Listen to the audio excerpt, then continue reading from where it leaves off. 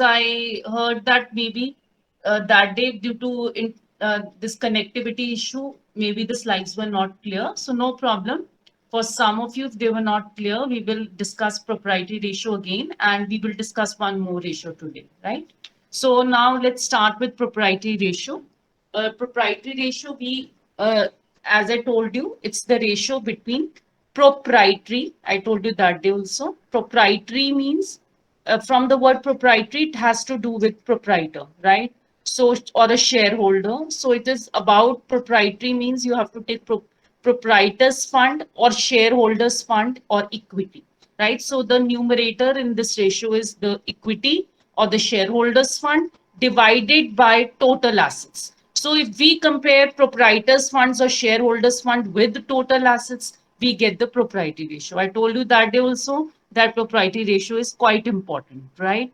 So total assets, we know that total assets are sum of two main heads, non-current assets plus current assets, right? So non-current assets, here we have the fixed assets, right? What are the fixed assets? Like tangible, intangible, both come under fixed asset. Like we have fixed assets like building, plant, machinery, all these goodwill, etc. All come under fixed assets. Then come, we have non-current investments. We know that non-current investments are fixed, you can say non-current assets. Then you have long-term loans and advances. I told you wherever the word advances come, there's difference between long-term loans, only loans, and long-term loans and advances. With advances, if the word advances comes, it means that if or in the bracket there is debit or the word advances is there, it means the loan have been given to outsiders, right? So a loan given to outsiders by the company, by the shareholders, sorry, by the company is, you can say, is a non-current asset. Current, then we list of current assets, current investments, inventories, trade receivables, cash and cash equivalents, short-term loans and advances, and other current assets. In other current assets, maximum you'll get prepaid expenses or accrued incomes, right? You, as I told you, basic knowledge is required about other current assets. So I'm again repeating, if you know what comes under total assets, the I don't think so there's any problem in solving the ratio. Total assets consists of fixed assets, non-current investments, long-term loans and advances, current investments, inventories, trade receivables, cash and cash equivalents, short-term loans and advances, and other current assets. Where I've already told you, in other current assets, generally we will be getting in ratio analysis prepaid expenses and accrued incomes or advanced tax, like that, right? Basic items. Then you have shareholders fund. We've done many times. What is shareholders fund? I told you shareholder fund is not only equity. It is not only, by equity you can come, only word equity equity share capital is shareholders fund, right? Equity does not mean only share capital. It is shareholders fund comprises, or equity comprises, of three main heads. What are these? Share capital plus reserve surplus plus share warrants. But as I told you, according to syllabus, basic knowledge is required. So every time if you are asked what is shareholders fund or equity or proprietors fund, you will say it is the sum of share capital plus reserves and surplus, right? Share capital again comprises of equity share capital, preference share capital, fine. Reserve surplus comprises of lot of reserves. Reserves can be general reserve, specific reserve. They're part of reserves, like specific reserve, general reserve, investment fluctuation reserve, security premium reserve. So by the name, if the reserve is there, they are part of reserves and surplus. And I've told you many times, most important part which we cannot recognize just by name, that whether it is a part of, you can say, shareholders fund or not, it is, you can call it balance in statement of profit and loss. It can be profit, they can be loss, right? Whatever it is, profit is added with reserve surplus and loss is subtracted, right? or it is sometimes it is given balance in statement of profit and loss. In the bracket debit is given. So in the bracket debit is given, it means loss. Or if it is within brackets, the value is given. Suppose it is 2 lakhs, it is given balance in statement of profit and loss 2 lakh within bracket. Any item within bracket represents negative value. So if uh, state a balance in statement of profit and loss is shown with the bracketed values or negative value, it means loss only, right? So this is the thing that you need to keep in mind, that equity is sum of share capital plus reserve surplus, right? Where share capital is equal to equity share capital, preference share capital, and reserve surplus comprises of various reserves plus balance in statement of profit and loss, right? So now, very, very important, I've been telling you in many, many sums, if you know this basic concept, uh, this is the chances of doing ratios are wrong, sums wrong are less. You should know the asset liability approach. That is, what are the main heads under liability? What are the main heads under assets, right? So main heads under liability, we have shareholders fund, right? If you have learned the first chapter, shareholders fund, non-current liability, and current liability. These are the three main heads which we have on the liability side. And on the asset side, two main heads are non-current assets and current assets, right? So if I want to find a shareholders fund in a sum by asset approach, right? Liability means shareholder fund is missing and other items are given in the question. Then the question arises how to find shareholders fund if assets are given and few non-current liabilities and current liabilities are given. How to find shareholders fund? So if you have this picture in your mind permanently, right? That you segregate what are the main heads under current liabilities and what are the main heads under current assets, I don't think so you will find it difficult, right? So now if suppose I want to find shareholders fund in any sum, any item, remaining items are given in the question. Suppose you are given list of non-current assets or total non-current assets, you're given current assets or list of current assets or total current assets. It means both the non-current assets and current assets are given, or instead of non-current assets and current assets, total assets are given. So whatever it is given, whether total assets are given or non-current assets and current assets are separately given. So you take total assets. Now I need to find shareholders fund. So these are the two remaining items. If I take them on the other side, I will get shareholders fund. So if I do non-current assets plus current assets minus non-current liabilities minus current liability, I will get shareholders fund. Just see asset approach, shareholders fund is non-current assets plus current assets minus current liabilities minus non-current liabilities. We know sometimes if working capital is given in the question, neither CA is given nor CL is given, then how to find shareholders fund, right? Then it would be, as we know, the difference between current assets and current liability is working capital. So in that case, non-current assets plus working capital minus non-current liability will be shareholders fund. Got it? So this is how, this is the asset approach. And I asked you, we know that if somebody asks you, the sub items under current liabilities are given to you. So what are the sub items under current liability? Will anyone answer? Current, what, can you name few current liabilities? Yes, anyone? Mannat, can you name few current liabilities? You've done chapter 1. Did you appear Yes. for unit test? What are, name any two current liabilities? Yes, Mannat. So it Yes, means, ma'am. give me name of any two current liabilities, please. Yes. Do you know current liabilities? Harsheen. It Ma'am, means, any short-term borrowings? yes. What, Mannat? Ma'am, any short-term borrowings? Short-term borrowings, yes. What else? Okay. Please learn chapter 1 unless and until you are not thorough with chapter 1. you will not understand this book, right? This whole book is about subheads and heads, what come under what, right? If you know that, I don't think so this book is at all difficult.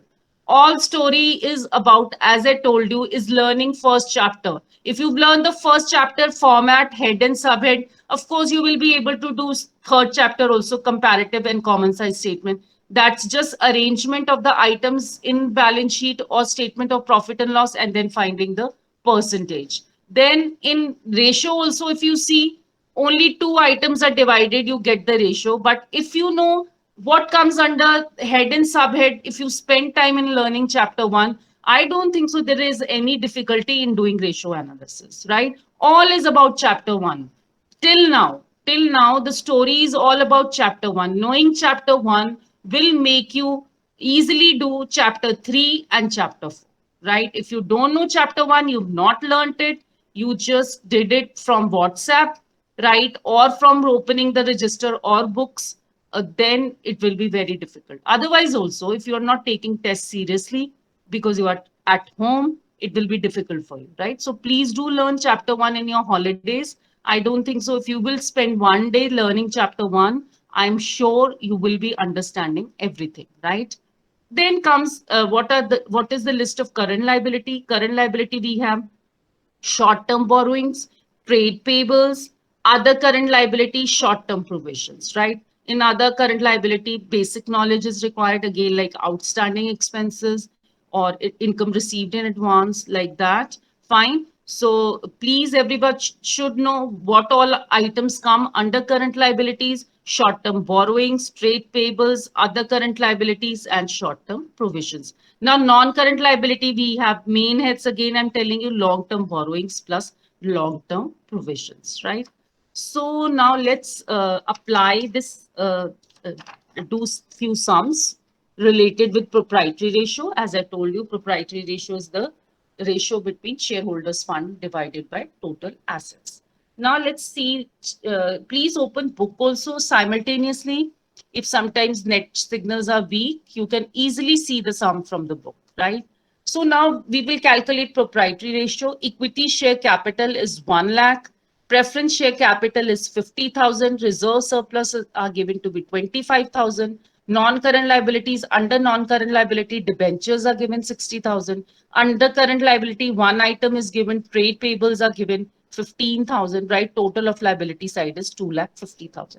Then we have list of non-current assets also. Under non-current assets, we have only one item, fixed assets tangible, that is 1,25,000.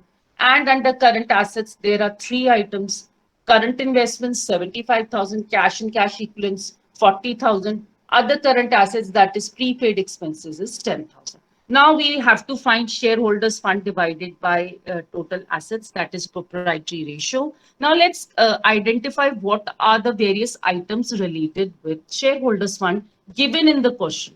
In the question, equity share capital and preference share capital, as I told you in the beginning, is a share capital only. Fine. And then I told you the second main head, reserve surplus, is also part of shareholders fund. So we will add these three items: equity share capital plus preference share capital plus reserves and surplus. Or if I add these three items, I will get shareholders fund, right? So it is 1 lakh plus 50,000 plus 25,000, 1,75,000 is shareholders fund. Then I need to get total assets. There's a direct application. Total assets are already given in the question. If you see both list of non-current assets and current assets, they are given to you. Total of both becomes 2,50,000, right? So I take total of total assets, that is total of non-current assets and current assets, which is 2,50,000. Just see, I divide by 2,50,000 shareholders fund by total assets, I get 0.7 is to 1, right? So, I asked you what is liability approach. To asset approach, I told you how to find shareholders fund by asset approach. By asset approach, I told you in just now that total assets minus current liabilities minus non-current liabilities. And if I asked you that day also on Saturday, how to find shareholders fund by liability approach. It means on the liability side, how will you find shareholders fund. By liability approach, you will find shareholders fund like equity share capital plus preference share capital plus reserves and surplus, right? Is that clear to you? Now let's take up the next question.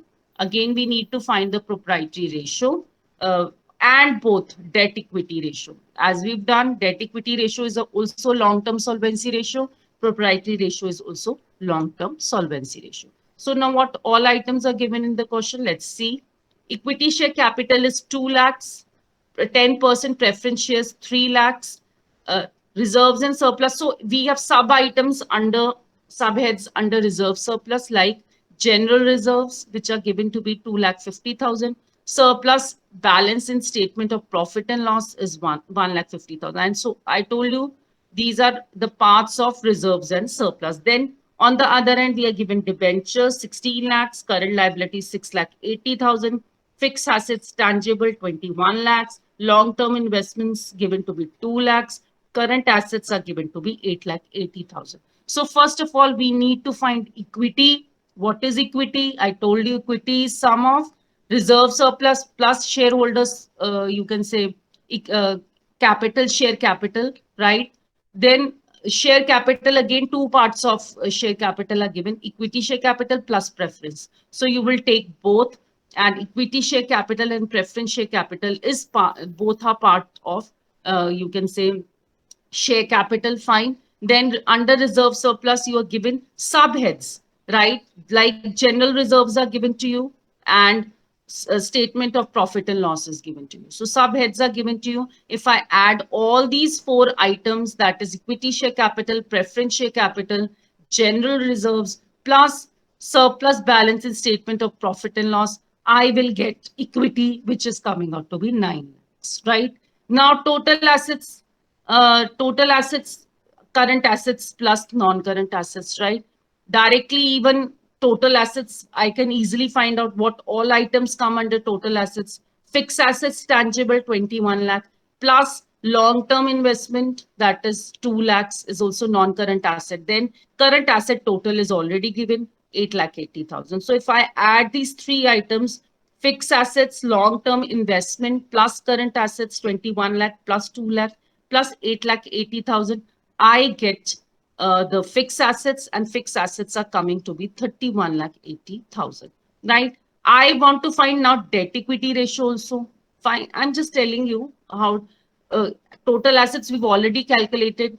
Share capital, that is equity share capital or shareholders fund, we've already calculated.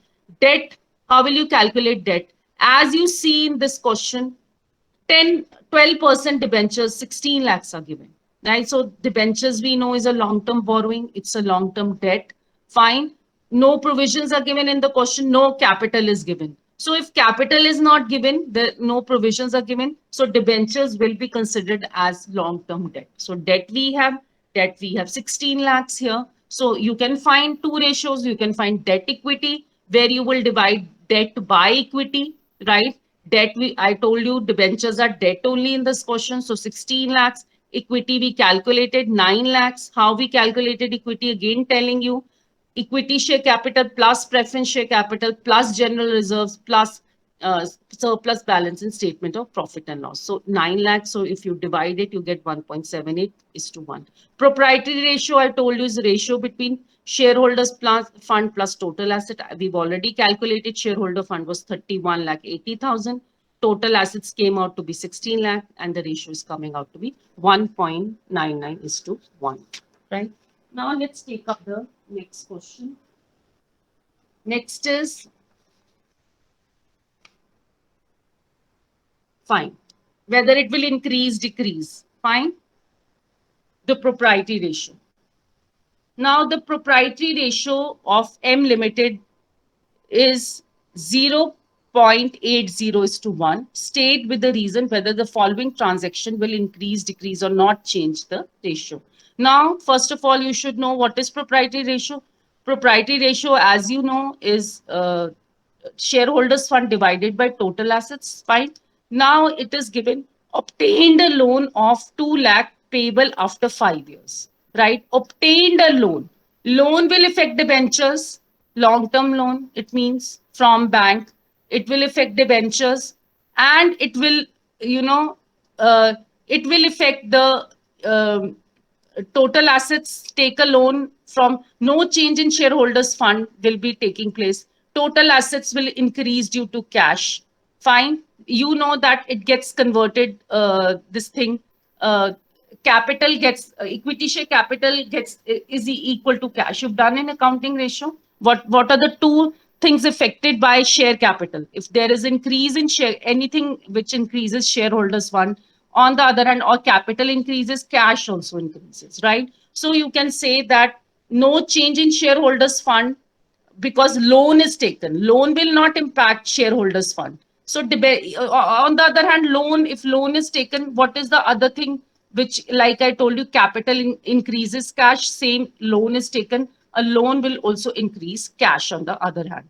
So you know that there'll be no change in shareholders fund due to debentures, whereas, or due to long-term loans from banks, but there is, you can say, total assets will increase due to cash. So you can see that denominator is increasing by 2 lakhs. If the denominator is increasing, it means the ratio will decrease, right? So due to, when a loan is being obtained from bank, the ratio will decrease, right? The other way of doing it, I have done it by other method also. The previous method without taking value and explaining with the reason whether it will increase, decrease, is also correct. But if you want to show it with the help of values, it is also, rather taking values and showing is a better way. The chances of making mistakes are less.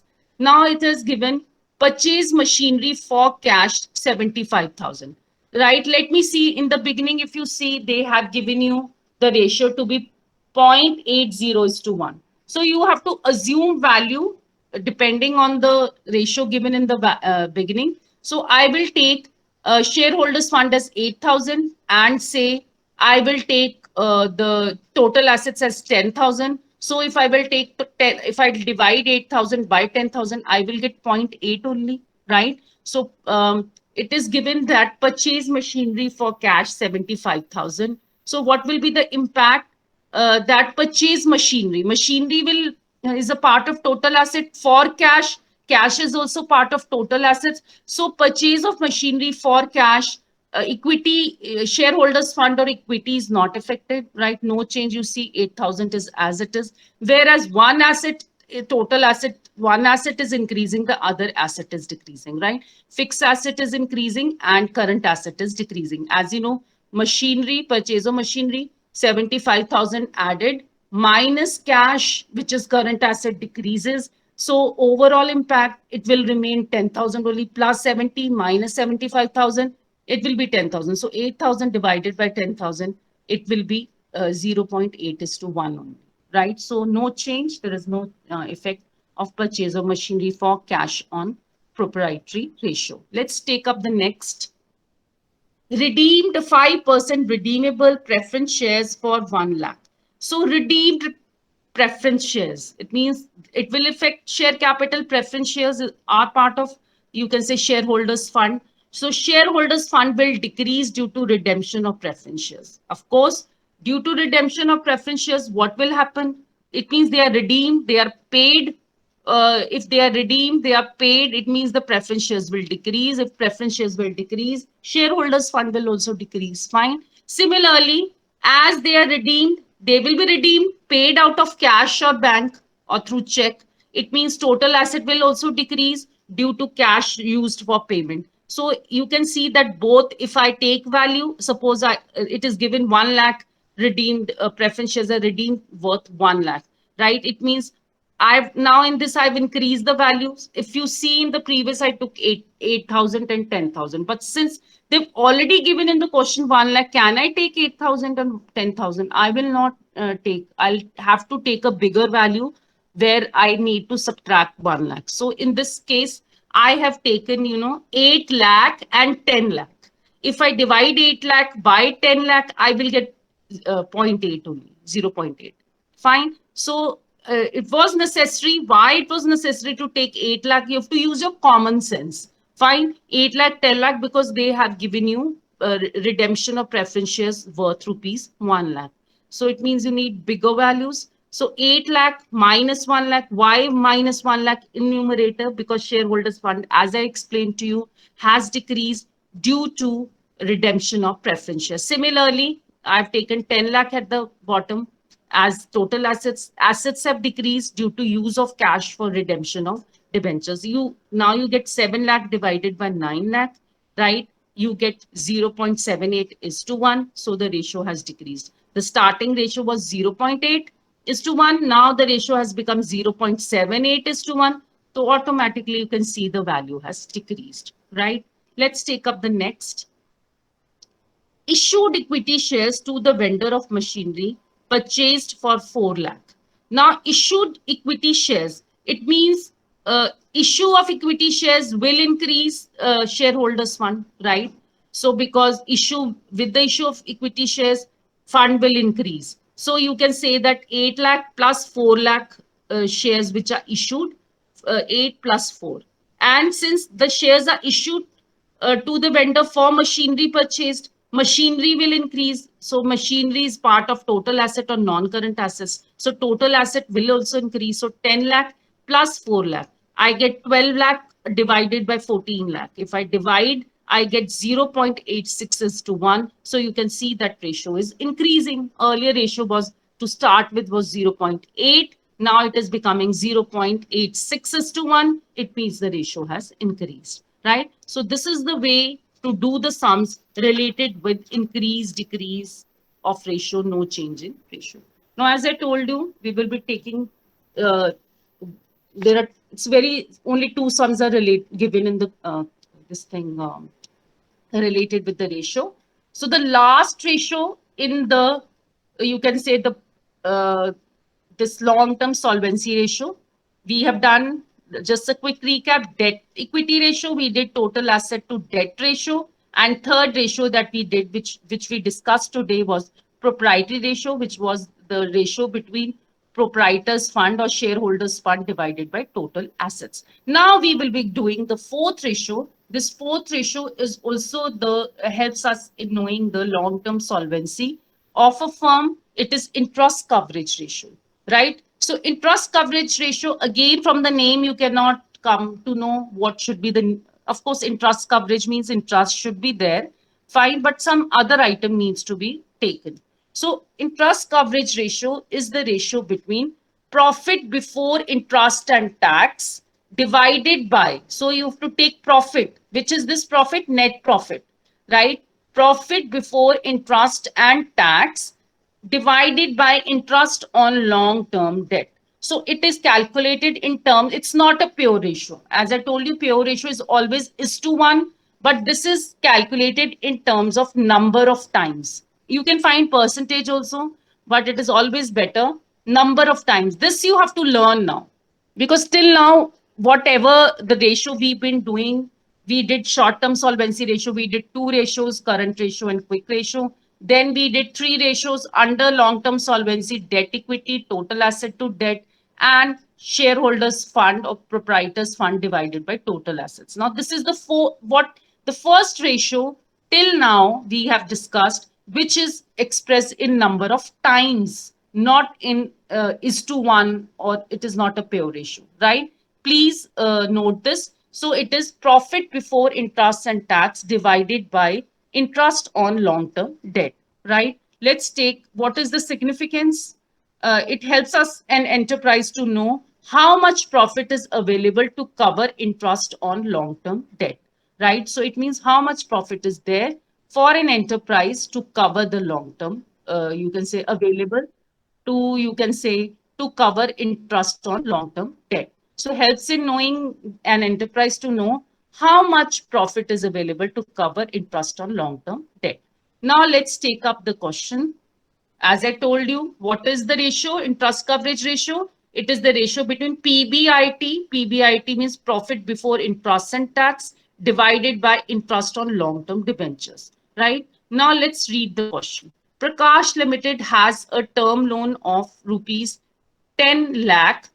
Interest on loan for the year is 1,25,000, and its profit before tax and interest is 5 lakh, right? So what are you supposed to take? You are supposed to take profit before interest and tax. So 5 lakh is profit before interest and tax. So 5 lakh divided by interest on long-term loans. So interest on long-term loans is 1,25,000. So 5 lakhs divided by 1,25,000 four times. You will not write 4:1 like we've been doing other ratios. Now it is coming out to be four times, right? 5 lakh divided by 1,25,000. It is four times. Clear? So this was direct application. Profit before tax and interest was given. Interest was also given on long-term borrowing. So interest here you have to take on long-term borrowings. Fine, because we are talking about long-term solvency ratio. So long-term solvency ratio, we will take everything related with long-term debt only,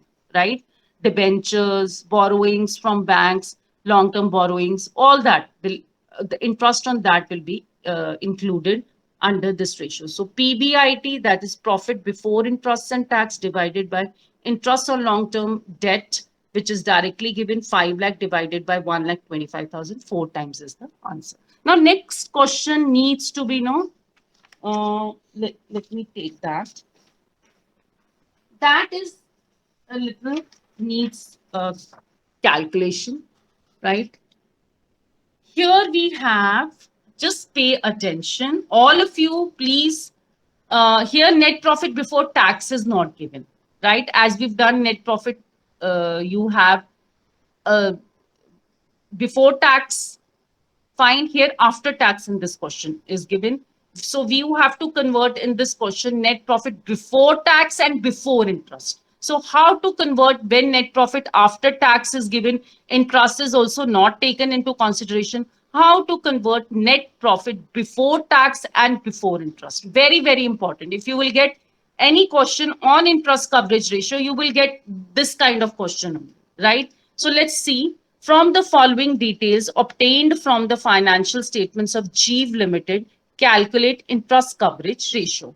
So what are we given? What is the information given? Profit after tax, 1,20,000, right? 12% long-term debt, 20 lakhs.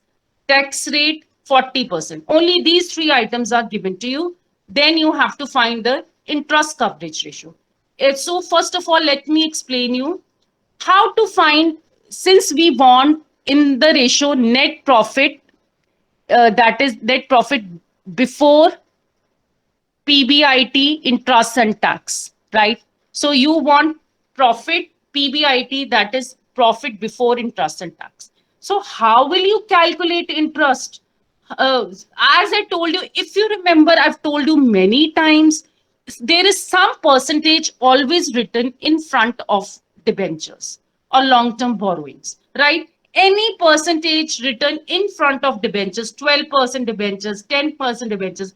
Till now, we've not used that, right? 8% debentures, 9% debentures. So whatever percentage is so fixed in front of debentures, that percentage is used to calculate interest on debentures. I hope it is clear how to calculate interest on long-term borrowings or interest on debentures. Always there is some percentage in front of debentures, always written. So what is the purpose of that percentage? That percentage represents how much percentage of the loan will you or debentures will you take as interest to be paid on debentures, right? So here we have 12% and debentures given are 20 lakhs. So if I need to find interest on long-term debts or debentures, it will be 12% of 20 lakh. It will be 2,40,000. I hope you know how I've calculated interest on that is long-term borrowing or debentures. That is with the help of the percentage given in front of debentures. So I've repeated it three times. I hope you have understood that how to calculate interest on long-term borrowings. Fine. Now, the next thing is they have given you, next problem in the question is net profit after tax is given, 1,20,000, but tax rate is given to be 40%. But in the ratio, we want to find net profit, before tax, we don't need after tax. And the tax rate is given. So how to calculate net profit before tax when after tax is given and tax rate is also given, right? You have to use the unitary method. How to use it? First, you will write let the what is given in the question. And given in the question is net profit after tax, which is given to be 1,20,000, right? So net profit before tax. Let's assume it's not given. Let's assume that let net profit before tax be 100. Tax rate is 40, right? So before paying tax, it was 100, and after paying tax, it is 40. So net profit after tax would be, of course, 100 minus 40, it will be 60. So can I calculate now? Net profit before tax is equal to 60 upon 100, x is equal to 1,20,000, because 1,20,000 is the net profit given or profit given after tax. So after tax net profit, you know that 100 was the original value, 40% is the tax paid. So 100 minus 40, net profit after tax is 60%. So this 1,20,000 is 60% value of the original, right? So if the original profit is X, so 60 upon 100, X is equal to 1,20,000. X is equal to, if you calculate, it is coming out to be 2 lakhs, right? I hope it is clear. This is from maths only. How to find by unitary method, how to find, net profit after tax is given and tax rate is given. How to find net profit before tax, right? So 2 lakh is the amount which is net profit before tax. So net profit before tax is 2 lakhs, plus I have to take net profit before interest also, not only tax, interest also. So I told you we calculated out interest to be 2,40,000. How did we calculate interest? We calculated interest with the help of the percentage given in front of debentures. So this percentage given in front of debentures is used to calculate interest on debentures or interest on long-term borrowing. So I told you 2,40,000 is interest. So since we want net profit before tax and interest, so 2 lakh plus 2,40,000. So net profit before tax and interest is coming out to be 4,40,000. Fine. This is all. If you know how to convert net profit after tax is given, how to convert it before tax, how to convert it before interest, there is you will be able to solve the sums. So as I told you, interest coverage ratio is PBIT, that's profit before interest and tax, which is coming out to be, you know, net, it should be 4,40,000. 4,40,000. Fine. 4,40,000. And interest on the interest on long term debt is coming out to be 2,40,000. 2,40,000, right? So if I divide PBIT with interest on long-term debt, I get it 4 times. So this is how you will have to calculate. I'm again quickly, we have 2 minutes. I'm quickly telling you how to find interest. You have to find interest by taking the percentage given in front of the debentures or any debt to find interest. So whatever interest you get, you add it to net profit to make it net profit before tax, right? And tax, net profit after tax is given, tax rate is given. So if tax rate is given 40%, so it means this value after tax is 60% value only. So 60, by that you can take X is equal to 1,20,000 into 100 upon 60, right? This is how you calculate. And that value here came out to be 2 lakhs. So you add with net profit before tax and interest, right? Which came out to be 4,40,000. Is this clear? Right? So this is how you calculate the sum and do this. Let me check one thing. Just hang on. Girls from the book. Just wait for 1 second, though we are done. Mm, maybe I. Okay, that is why I was thinking maybe it is not 4 times. the answer here is coming out to be 4,40,000 divided by 4,40 divided by 2,40,000. Answer is coming out to be 1.83 times.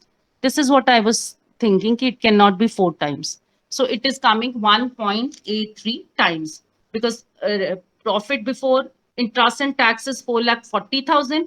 Interest on long-term borrowings is 2,40,000. Divide 4,40,000 by 2,40,000, I get 1.83 times. So this is the answer, right? So thank you, girls. Thanks for joining. Take care.